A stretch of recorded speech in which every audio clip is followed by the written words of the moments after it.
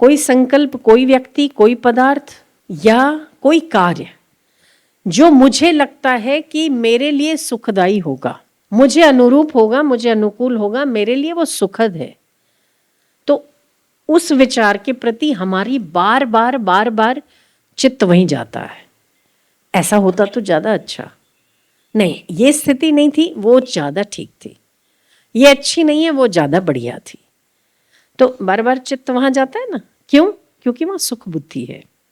स्फुरना तो कितनी बार होता है, कितनी बार उठता है, कितनी बार लीन होता है, पर चिपकता वही है जहां पर सुख बुद्धि होती है, और फिर वो संकल्प बनता है। क्या हम दिन में 1 बार, 2 बार, 10 बार ये सोचते कि अब हमको अगला जन्म नहीं लेना है, पड़ा क्या है संसार में जो दोबारा आना है? तो परेशानी ज्यादा है या सुख ज्यादा है? कौन बताएगा? जिनको सुख ज्यादा लग रहा है वो हाथ ऊपर करो। सुख ज्यादा है, दुख कम है, और परेशानी ज्यादा है, सुख कम है, वो वाले भी हाथ ऊपर करो। है ना? मतलब ये लगभग सभी का अनुभव है, एक का नहीं, सभी का अनुभव होगा कि शायद सुख बहुत कम है और उसके सामने दुख की मात्रा बहुत ज्यादा। अनुकूल स्थितियां होती हैं, ऐसा नहीं कि नहीं है, पर अगर 50 अनुकूल परिस्थितियां आएंगी, एक प्रतिकूल परिस्थिति इतनी भारी होती है कि वो सारी अनुकूलता की बैंड बजा दी। उसकी स्मृति भी नहीं रहती हमको कि कुछ अनुकूलता भी हमारे हिस्से में आई थी, है कि नहीं? तो सुख कम और दुख ज्यादा, अनुकूलता कम, प्रतिकूलता ज्यादा, ये एक नहीं, लगभग सभी का ऐसा मानना है। सभी इस बात को एक मत से स्वीकार करते कि जो हम कर रहे हैं, या हम जिस भी, चाहे वो धनवान व्यक्ति हो, चाहे वो निर्धन हो, चाहे वो अपना काम करता हो या चाहे वो जॉब करता हो, हर व्यक्ति एक ही उत्तर देगा कि परेशानियां हैं। तो जहां परेशानियां हैं, आप स्मरण करो कि जहां बार बार थोड़े सुख के बाद फिर परेशानी बड़ी आती है, फिर थोड़े से सुख के बाद फिर परेशानी आती है, तो ऐसे घर में, मतलब ऐसी जगह पर बार बार आने का मन हो सकता है? वैसे रखा क्या है आने के लिए?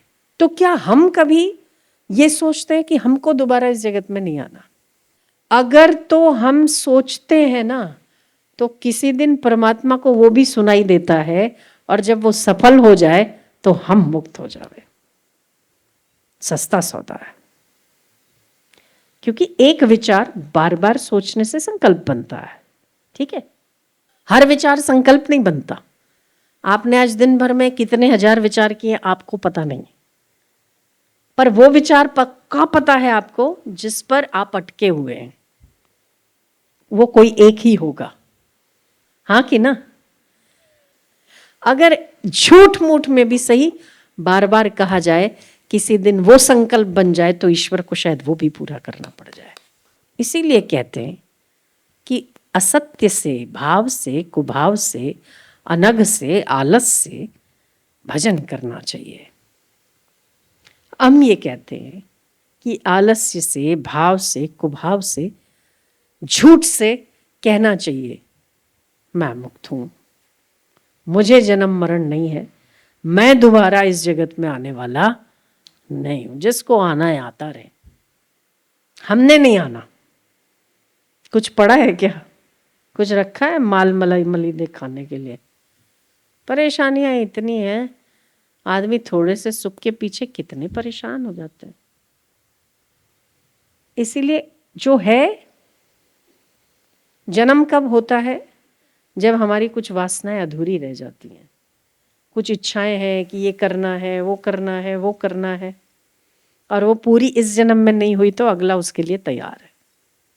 इसीलिए गीता उसको कहती, सहज कर्म कौन्ते, जो कर्म सामने आ जाए वो युद्ध ही क्यों ना हो, कर्तव्य पूर्वक करो, और जो है नहीं आपके पास उसके लिए ज्यादा यत्न मत करो, तो मुक्त हो।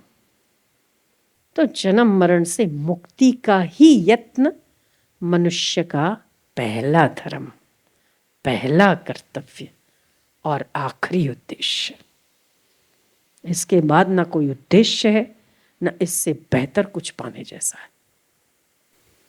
जैसे गन्ने आपके वो महाराष्ट्र में वो बैलों से गन्ने का रस निकालते हैं, मैंने तो वहीं देखा है, यहाँ कोई बैलों से नहीं निकालता, पर हाँ तेल भी निकालते, तेल तो निकालते पर गन्ने का रस भी निकालते हैं। और वो घूमता है वहाँ गोल, उसको लगता है कि मैं बहुत यात्रा कर रहा हूँ, बहुत चल रहा हूँ। ऐसे हमारे आंखों पर भी अज्ञान की पट्टी बंधी हुई है, हम यात्रा कर रहे हैं उसी जन्म मरण के चक्कर में, हम फिर बना रहे हैं दूसरा जन्म, फिर बना रहे हैं दूसरा जन्म, फिर बना रहे हैं दूसरा जन्म, फिर मरने की तैयारी कर रहे हैं, फिर दूसरा जन्म, कोलू के बैल की तरह घूम तो वहीं रहे। हमें क्या लग रहा है, हम बड़ी लंबी यात्रा कर रहे हैं, हमारी यात्रा बहुत लंबी है ना।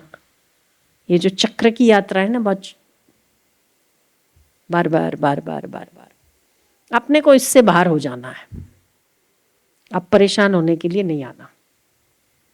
ये जिस दिन समझ में आ जाए ना, उस दिन उसी वक्त से आप मुक्त हो, पर वो हृदय से समझ में आए।